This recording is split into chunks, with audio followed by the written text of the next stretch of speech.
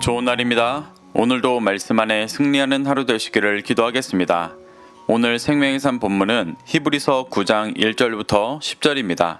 오늘 본문에서는 9장에서 성소와 제사의 비교를 통해서 옛 언약과 새 언약을 비교하기 위해 먼저 옛 언약을 따르는 불완전한 이 땅 성소와 제사에 대해 말합니다. 이 구절들을 통해 하나님께서 무엇을 말씀하시는지 살펴보도록 하겠습니다. 1절입니다. 첫 언약에도 섬기는 예법과 세상에 속한 성소가 있더라.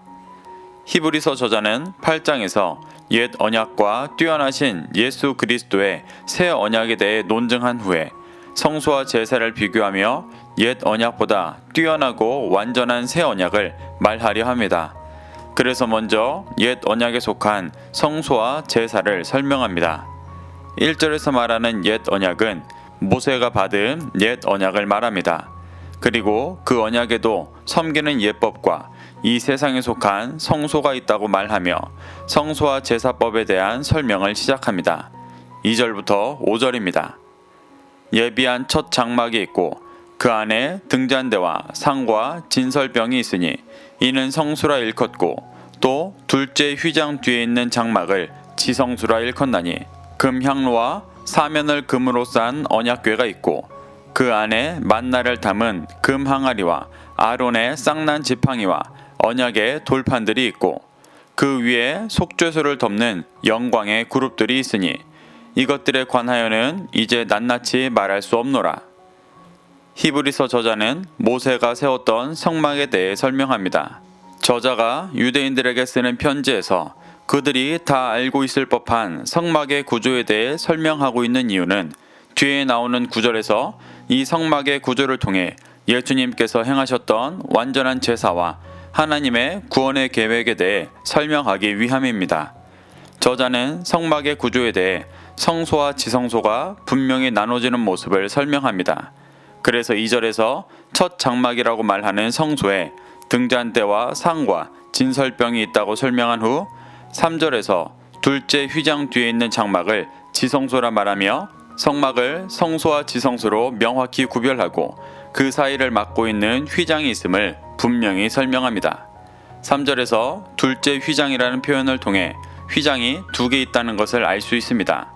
첫째 휘장은 번제단이 있는 성막들에서 성소로 들어가는 입구에 드리워져 있는 휘장을 말하고 둘째 휘장은 성소에서 지성소로 들어가는 입구에 드리워져 있는 휘장을 말합니다.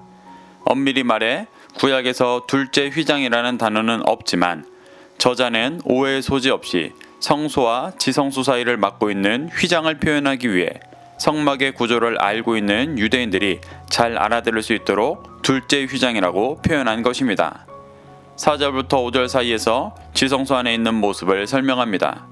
저자는 지성소에 금향로와 언약궤가 있다고 말하고 그 언약궤 안에 만나를 담은 금항아리, 아론의 쌍난 지팡이, 언약의 돌판이 있고 그 위에 그룹들이 있다고 설명하고 있습니다.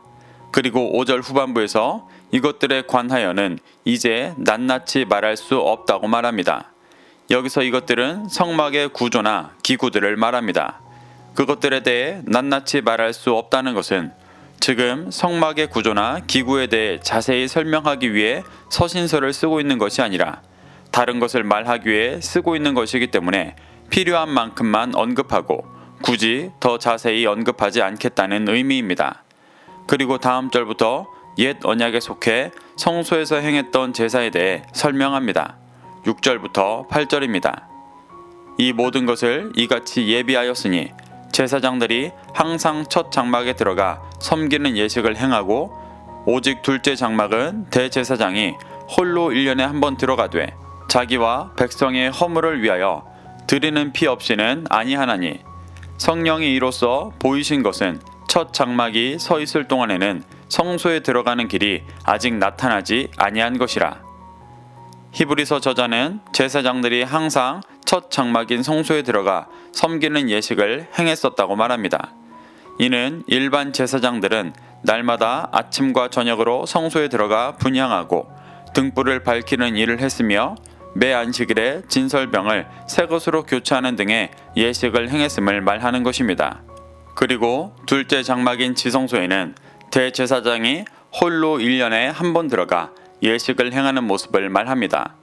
이는 지성소에 일반 제사장은 들어갈 수 없고 대제사장도 1년에 한 번 대속죄일에만 들어갈 수 있었던 예법을 설명하는 것입니다. 더구나 1년에 한 번 들어가는 대제사장도 불완전한 존재였기 때문에 자신과 백성들의 허물을 위해 피로 제사드리며 죄의 권세로부터 자유롭지 못하다는 사실을 강조하고 있습니다.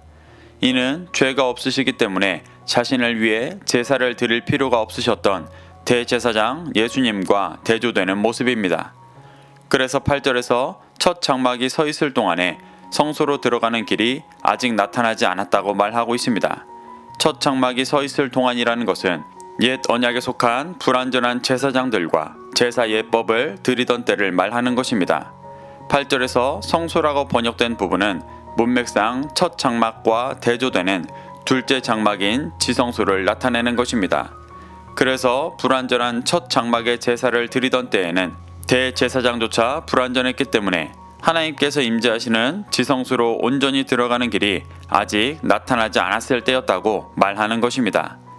이렇게 저자는 구약의 제사 제도의 불완전함과 레위 계통의 제사장들이 다른 사람들을 하나님께로 온전히 인도하기는커녕 자신들도 그 앞에 제대로 나아갈 수 없었던 불완전함을 말하고 있습니다.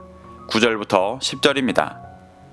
이 장막은 현재까지의 비유니 이에 따라 드리는 예물과 제사는 섬기는 자를 그 양심상 온전하게 할 수 없나니 이런 것은 먹고 마시는 것과 여러 가지 씻는 것과 함께 육체의 예법일 뿐이며 개혁할 때까지 맡겨둔 것이니라. 9절에서 말하는 이 장막은 1절부터 8절까지 설명했던 옛 언약에 속한 불완전한 이 땅의 장막을 말합니다. 이 장막이 히브리서 저자가 있던 현재까지의 비유라는 말은 옛 언약 아래 있는 장막이 새 언약 아래 성취된 것들에 대한 비유와 상징으로 존재했다는 의미입니다. 그래서 불완전한 옛 언약 아래 있는 장막에서 섬기는 제사장들은 그 양심상 온전하게 할 수 없었다고 말합니다. 양심상 온전하게 할 수 없었다는 말은 제사를 드리는 자들을 위해 형식적인 제사를 드리긴 하지만 그들의 마음과 생각을 온전하게 할 수는 없었다는 말입니다. 그래서 저자는 불완전한 옛 언약 아래 속해 있는 장막에서의 제사는 육체의 예법일 뿐이며 온전한 새 언약이 올 때까지 잠시 있던 개혁이 반드시 필요한 존재임을 논증하고 있습니다. 이렇게 저자는 옛 언약을 따르는 불완전한 이 땅의 성소와 제사에 대해 말하며 새 언약을 따르는 완전한 하늘의 성소와 예수 그리스도를 통한 진정한 제사의 필요성을 말하려 하고 있습니다. 사랑하는 성도 여러분, 오늘날 우리가 구약의 제사를 드리고 있지는 않지만 구약의 성소와 제사를 붙잡고 있었던 형식적이고 외형적인 육신의 예법만으로 만족하던 유대인들의 모습은 오늘날도 많은 그리스도인들 안에 드러나고 있습니다. 마음과 생각에 주님의 법이 새겨지지 않고 형식적이고 외형적인 신앙만에 만족해서는 주님께서 예배하신 구원의 길을 쫓아갈 수가 없습니다. 자신의 중심을 돌아보며 히브리서 저자가 말하고 있는 새 언약을 믿고 쫓아 참된 구원을 이루어 가게 되시기를 축복합니다. 오늘도 이 말씀이 심령에 새겨 승리하는 하루 되시기를 기도하겠습니다.